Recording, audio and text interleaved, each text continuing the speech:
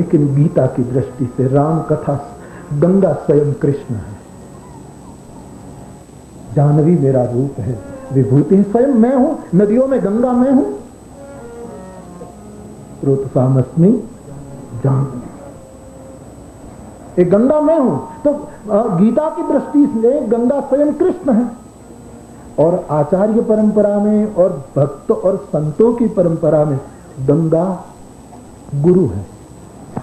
गुरु गंगा, गुरु गोमती, गुरु, ये 5 रूप है गंगा। जब भगवान की कथा सुनते हो तो भी समझना कि तुम गंग तीर बैठे हो। तुम भजन भक्ति कर रहे हो तो समझना कि गंगा में स्नान कर रहे हो। गंगा का ये सब रूप है बिल्कुल। और इस बात गंगा स्वयं प्रभु है। गंगा कृष्ण है, गंगा कृष्ण कथा है, गंगा कृष्ण भक्ति है, गंगा कृष्ण जो जगत गुरु है, कृष्ण वंदे जगत गुरु, वो गुरु है। और गंगा स्वयं गंगा भी है। इनको 5 रूप में देखना।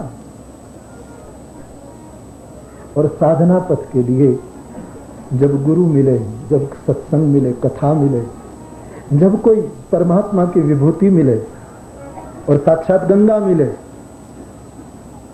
अथवा तो कोई भक्ति करने वाला, कोई गतिशील भगत मिले जो गंगा की तरह बहता, उनको देखकर तुम भी रथ से उतर जाना।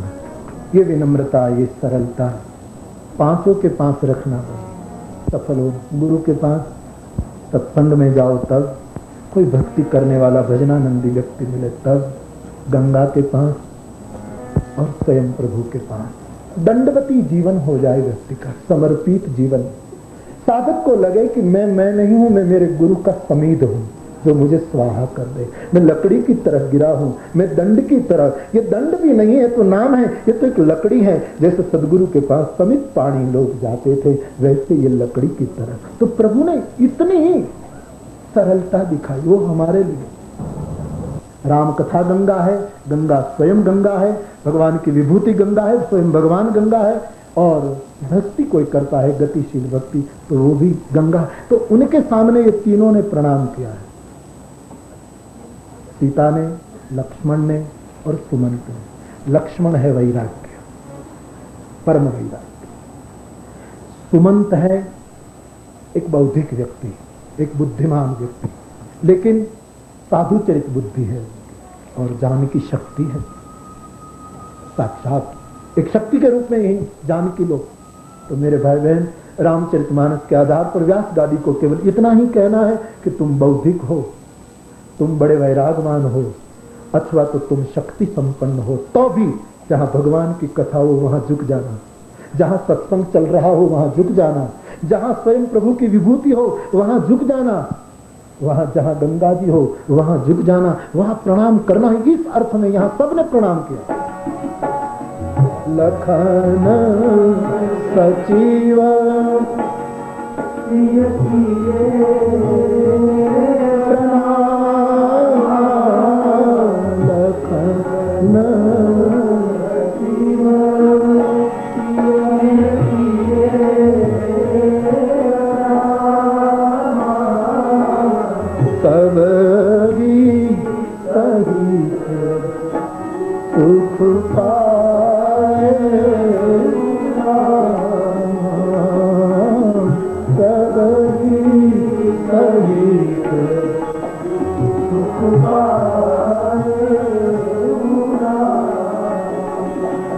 दूसरे अर्थ में, जहां हमारी श्रद्धेय व्यक्ति, जहां हमारी परम पूज्य व्यक्ति आदर दे दे तो दंडवत, ये परंपरा की जो चर्चा की नहीं, लेकिन उसके बाद प्रणाम जरूर कर लेना। भले तुम लखन, तुम भले उनको लख न पाए हो, तुम भले उनको जान न पाए, क्योंकि लखन तो केवल राम को ही जानता, और को तो लगता ही नहीं, उसको तो जान। तुम भले अनभिज्ञ हो तो भी हमारे श्रद्धेय ने इतना आदर दिया, तो उसकी परंपरा में, उसके क्रम में तुम थोड़ा प्रणाम कर ले, भले ही तुम न जानो, भले ही तुम उसको समझो ना। तो प्रभु ने दंडवत किया, तब हृदय में बहुत हर्ष हुआ। और जब जानकी, सचिव और लखन जी प्रणाम करे, इसको देखकर सबके साथ प्रभु को बहुत सुख मिला। एक स्थूल अर्थ में ले लो, तुम्हारे परिवार के वडील को सुख कब मिलेगा? जब तुम उनके आदर्शों का अनुसरण करो। राम पहले व्यक्तिगत प्रसन्न हुए हैं, अब सब ही सहित सुख पाए रामा, अब सबके साथ भगवान सुखी हो गए। एक स्थूल अर्थ में पहले ले लो, केवल भौतिक अर्थ में, क्योंकि जब तक जीवन है परिवार में रहना, परिवार के कर्तव्यों को निभाना। तुम्हारे सबके परिवार का जो वडील होगा, मुख्य व्यक्ति होगा, उसको सबके साथ सुख तब मिलेगा जब उनके चरणों पर उनके परिवार के सदस्य चलेंगे, तो उनको सब प्रकार से सुख मिलेगा। भगवती तव तीरे नीर मात्राशनोहम विगत विषय तृष्ण कृष्णमाराधयामि सकल कलुष भंगे स्वर्ग सोपान संगे तरल तर तरंगे देवी गंगे प्रसीद। हे माँ भगवती, तेरे तट पर मुझे वास मिले और आहार में केवल तेरा नीर ही मिले। नीर मात्रा शनो, तेरे जल मात्र का ही मैं अशन करूं, उसके सिवा मुझे कोई आहार की नीर मात्रा शनो हम। समस्त विकारों से मुक्त होकर कृष्ण माराध्यामी, तेरे तट पर बैठे मैं कृष्ण कृष्ण कृष्ण, मैं कृष्ण भक्ति करूं। आदि जगत गुरु कहते हैं। और तू कैसी है? सकल कलुष भंगे, समस्त पाप को नष्ट करने वाली है। और स्वर्ग सोपान संगे, स्वर्ग की सीढ़ी पर चढ़ाने वाली, हमको ऊपर उठाने वाली तू है। तरल तर तरंगे, तेरे जो ये तरल तर तरंग है, देवी गंगे प्रसिद्ध। आदि जगत गुरु ने ऐसी भगवती गंगा, आचार्य जिन पर डूब गए हैं, ये हमारे जीवन की एक बहुत सुंदर यात्रा है। ठीक से समझ लो। पहले तो ये आप समझ लो कि गंगा स्वर्ग में थी, तब गंगा भोग में थी। स्वर्ग भोगपुरी है, स्वर्ग भोग प्रदेश है। स्वर्ग में नई साधना नहीं हो सकती, की हुई साधना खर्ची जाती है। यहां आपने जो तपस्या की, उसका फल स्वर्ग में मिलता है। और फिर पुण्य क्षीण होने के बाद गीता के न्याय से व्यक्ति पुनः लौट आता है।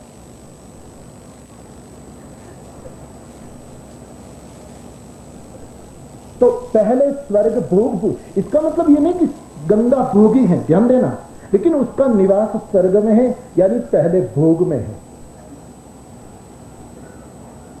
लेकिन गंगा ने संसार को बताया कि केवल भोग में ही न रहो। और फिर शिव की जटा में आई। शिव की जटा योग है, शिव योगीश्वर है, फिर योग में आई। ठीक से समझना, केवल भोग जीवन नहीं है मेरे भाई बहन। गंगा जैसी पतित पावनी, गंगा जैसी विष्णु द्रवा, धर्म द्रवा, भगवत पदी, उनको भी योग पर आना पड़ता है। ठीक से समझना। भोगी मानव सदैव असफल रहता है।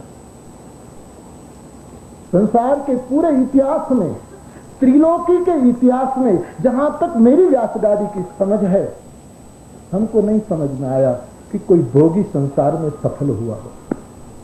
संसार में कोई भोगी कभी सफल नहीं होता। गंगा का पहला निवास है भोग में, स्वर्ग में, और फिर वहीं से वो नीचे उतरी, शिव के सिर पर, यानी योग में आई। शिव का मस्तक योगियों का मस्तक है। तो भोगी को कभी न कभी योग में जाना ही पड़ेगा। पूरा पाश्चात्य जगत योग कर रहा है, भोग से उब गए।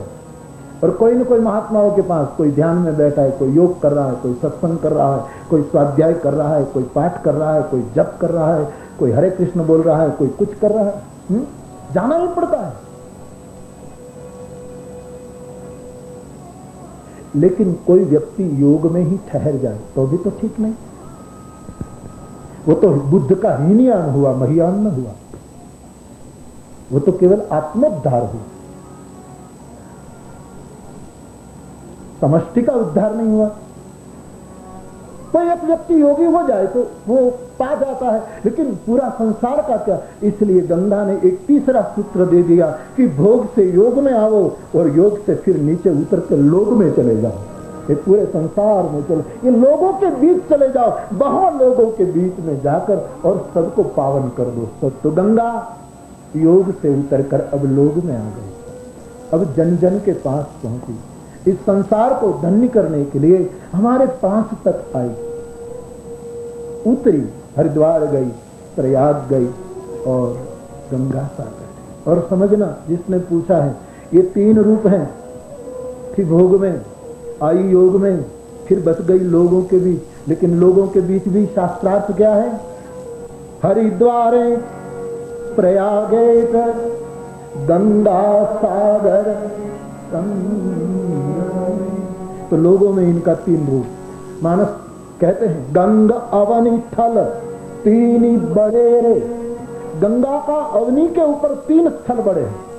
हरिद्वारे प्रयागे च गंगा, हरिद्वारे प्रयागे च गंगा सागर संगम। तो एक गंगा का 3 रूप। फिर लोक में जब आई, मर्त्य लोक में जब आई, इस धराधाम पर भागीरथी आई, फिर उनके 3 ही रूप। वैसे तो कहां से गुजरी हैं, लेकिन 3 बड़े स्थल हैं। गंगा 3 सूत्र देती है। हरिद्वार, प्रयागे, गंगा सागर। तो ये गंगा के 3 और रूप समझ लो ठीक। गंगा क्या है? हरिद्वार है। गंगा क्या है? प्रयाग है। और गंगा क्या है? सागर है। और ये साधना का क्रम है।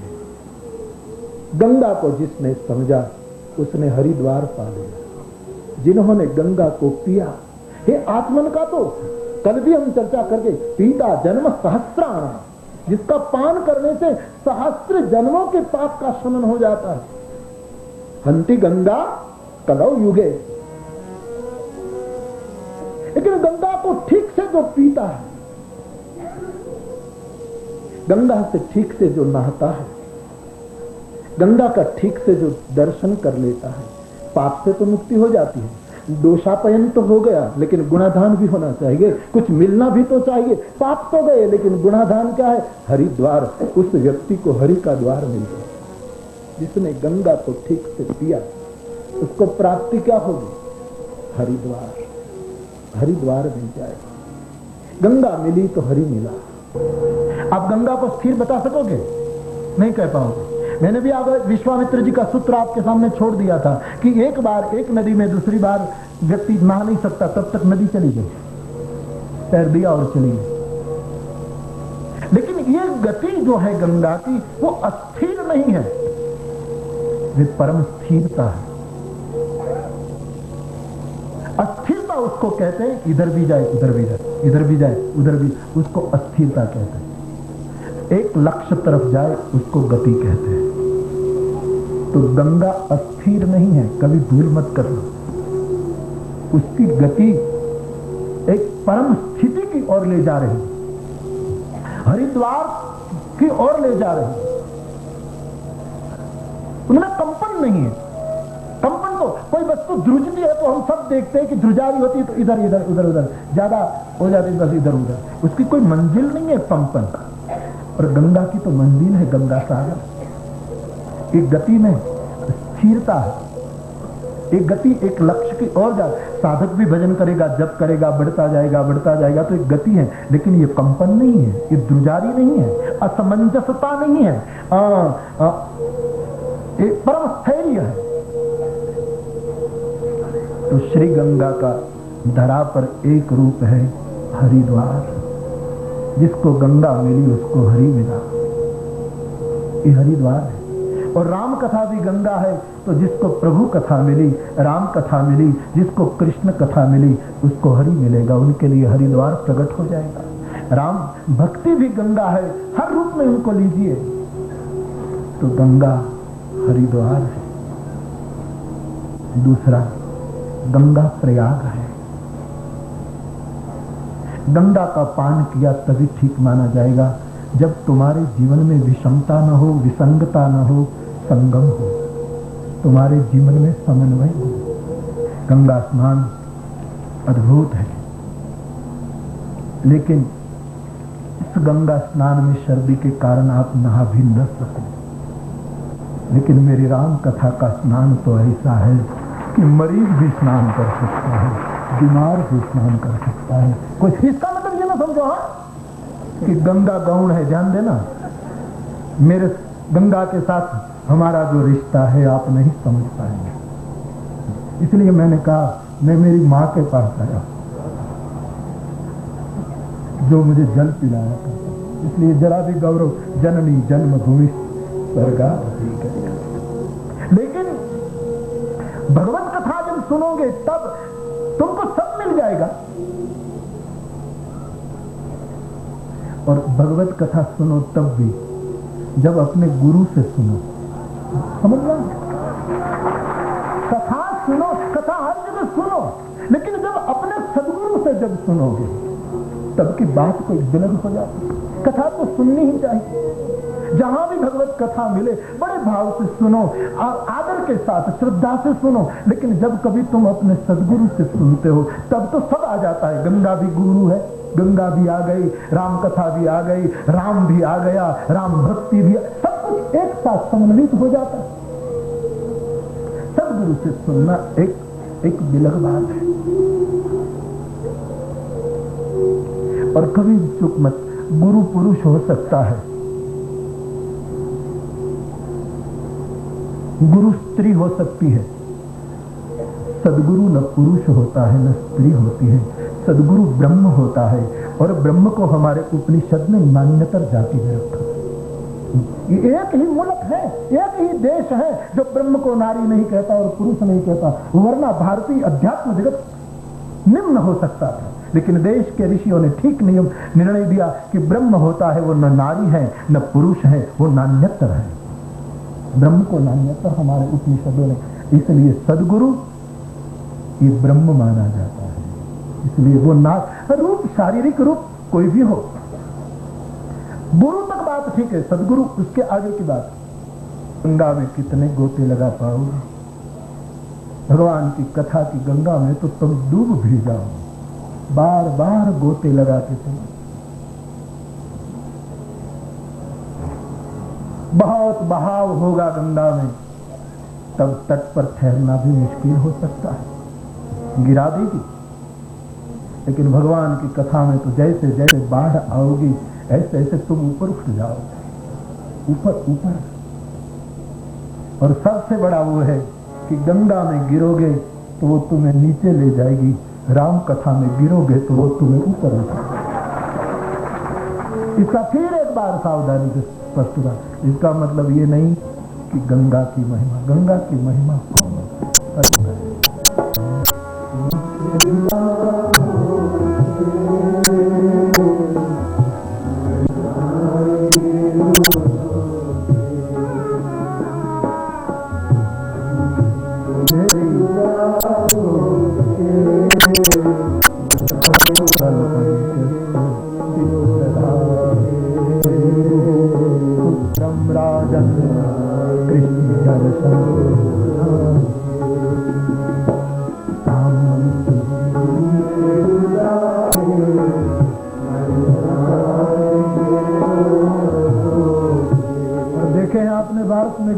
भक्तों को जब गुरु गए तो पुरुष को भी लगा कि मैं विधवा हो, पुरुष विधवा हो सकता।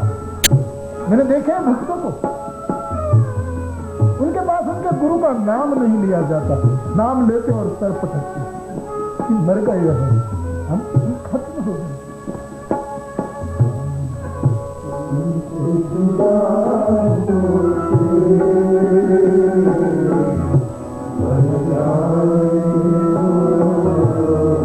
सुना अर्जुन ने कि गोविंद चला गया, श्री कृष्ण ने स्वधाम गमन कर लिया।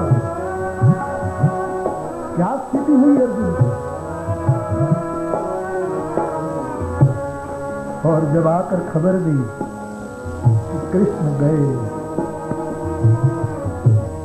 मां कुंता की दशा पड़ गई, धर्म की स्थिति पड़ गई।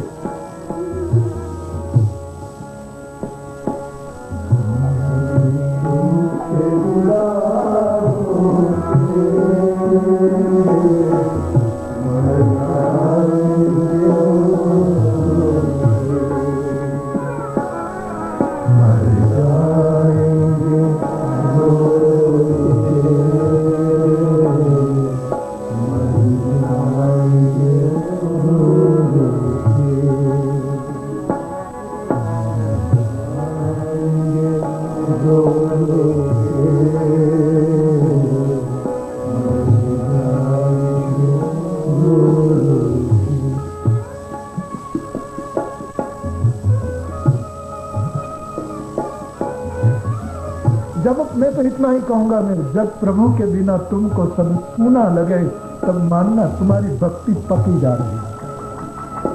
अब भक्ति पक, जब तुमको लगा कि संसार में कुछ नहीं हरि के बिना, हरि नाम के बिना, तब समझना भक्ति पकी हम पका। जाएंगे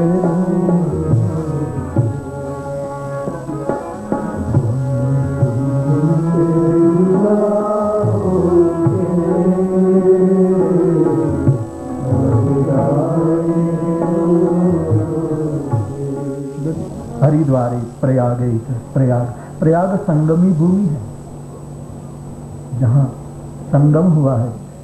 भगवान की कथा की गंगा में स्नान करके, या तो ये गंगा में स्नान करके उसकी दूसरी भूमिका है भक्तों के लिए, वैष्णवों के लिए, साधकों के लिए, सभी के लिए जीवन में संगम हो, जीवन में समन्वय हो, जीवन में मिलन हो। दूसरा हमारे साथ वैर करे, हमारा सबके साथ मैत्र करुण एवं च, हमारा सबके मिलन हो।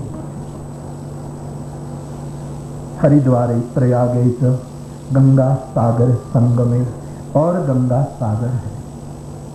गंगा आखिर में जीव को समंदर जैसा बना देता है, अगाध अपार असीम रत्नाकर बना देता है जीव को। गंगा का ये तीसरा फल है, तुम बन जाओ रत्नाकर। ऐसा रत्नाकर बनो कि कभी राम तुम पर सेतु बनाने के लिए आए, कभी राम के वैष्णव तुम्हारे ऊपर राम राम मंत्र लिखकर शिलाएं रख दे और सेतु बन जाए, तुम गदगद हो जाओ।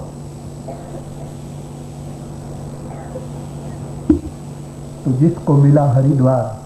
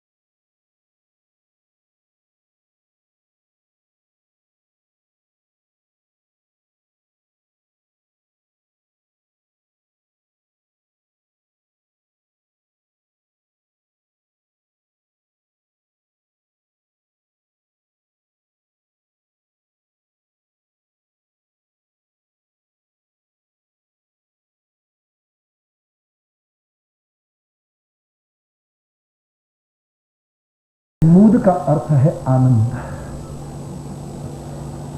मंगल का अर्थ है शुभ, गंग सकल इसका अर्थ है गंगा जी समस्त आनंद की मूल है कि गंगा का सेवन करेगा उसको ब्रह्मानंद का फल मिलेगा। यदि योगी ज्ञानी गंगा जी का सेवन करेगा तो उसको ब्रह्मानंद का फल मिलेगा। गंगा जी का सेवन करेंगे तो ऐसे उत्सव प्रिय वैष्णवों के लिए भी परमानंद की उनका फल मिलेगा, ऐसे भक्तों को ऐसे वैष्णवों को भी उनका फल प्राप्त होगा। एक शब्द है आत्मानंद, जो खास करके उपनिषदी शब्द है प्रेमियों के लिए, ये प्रेमानंद का दान कर। श्री गंगा जी प्रेमानंद देती, प्रेम का दान देती, और प्रेम कितना अद्भुत शब्द है, कितनी अद्भुत घटना घटी प्रेम में। तो श्री गंगा जी का आश्रय करने वालों को प्रेम का दान मिलता है, प्रेम की मस्ती मिल जाती है, प्रेमानंद मिल जाता है, पूर्णानंद। श्री गंगा जी का आश्रय करें उनको पूर्णानंद मिलेगा।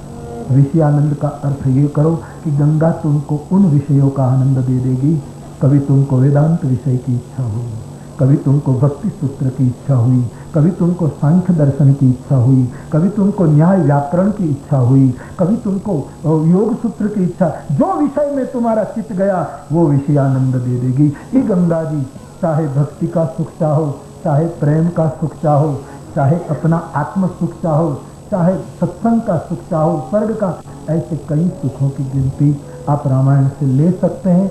लेकिन शूल की बात आती है तब ये तीन गिनाई जाती, जन्म जरा और मृत्यु, तीन शूल है, ये तीनों शूल को मिटाते। गंगा का आश्रय करने वालों को फिर जन्म लेना नहीं पड़ता, जन्म की पीड़ा से मुक्त हो।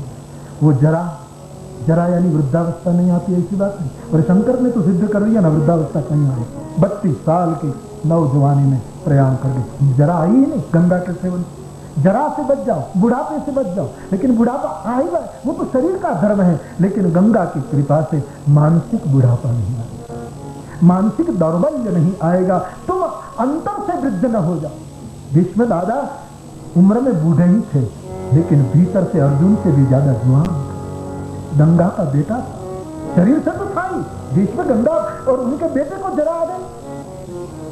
जो गंगा का सेवन करे उसको जरा नहीं आती, इन शूल से बेटे को आ गई। दादा था, बड़ा बूढ़ा था, लेकिन भीतर से बूढ़ा नहीं था, स्वयं कुमारा, स्वयं जवान रहा भीतर से, स्वयं कुमारा, और उनकी बुद्धि भी सतत कुमारी रही। कितना उसमें कौमार्य रहा होगा।